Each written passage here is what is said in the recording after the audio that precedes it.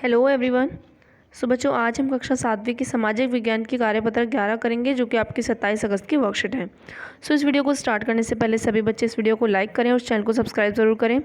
तो यहाँ हम दिल्ली सल्तनत का विस्तार पढ़ने वाले हैं, जिसमें हम पढ़ेंगे गैरिसन शहर से साम्राज्य तक।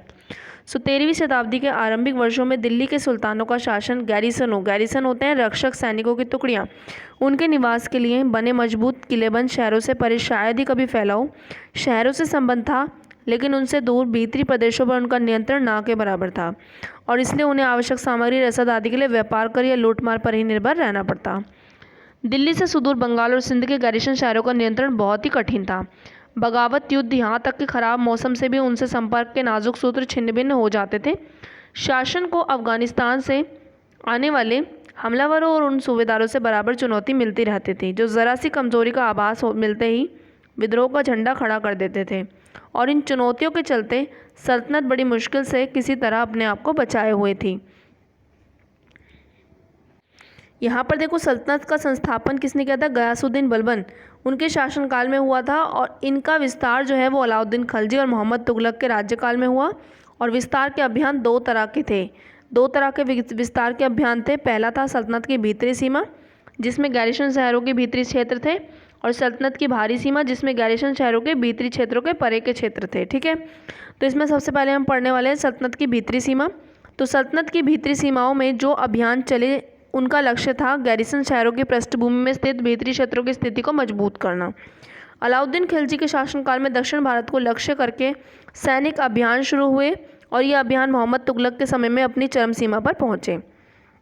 अब इसमें देखो, भीतरी सीमा में गंगा यमुना के दोआब से जंगलों को साफ कर दिया गया, और शिकारी संग्राहकों और चरवाहों को उनके पर्यावास से खदेड़ दिया गया। वह ज़मीन किसानों को दे दी गई और कृषि कार्य को प्रोत्साहन दिया गया।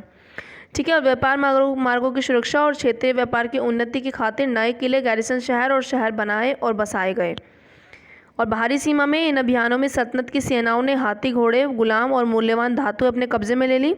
और मोहम्मद तुगलक के राज्यपाल के अंत तक इस उपमहाद्वीप का एक और विशाल क्षेत्र इसके युद्ध अभियान के अंतर्गत आ चुका था।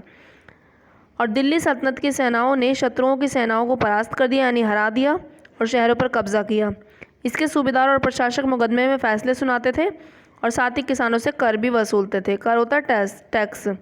आगे देखो, भीतरी प्रदेश किसे कहा जाता है? भीतरी प्रदेश किसी शहर या बंदरगाह के आसपास के इलाके जो शहर के लिए वस्तुओं और सेवाओं की पूर्ति करे, उन्हें भीतरी प्रदेश कहा जाता है। गैरिसन शहर क्या होते हैं? किलेबंदी वसाव, जहाँ सैनिक रहते हैं।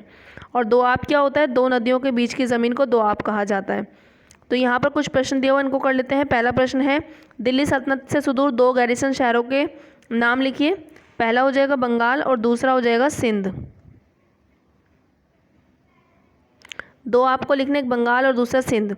प्रश्न नंबर 2 में आपको बोला है किसके शासन के दौरान सल्तनत का सबसे अधिक विस्तार हुआ? मोहम्मद तुगलक के शासन के दौरान। ठीक है, इसमें आप लिखेंगे मोहम्मद तुगलक। और प्रश्न नंबर 3 में है सल्तनत की भीतरी और बाहरी सीमा से आप क्या समझते हैं? तो इसमें आप लिखेंगे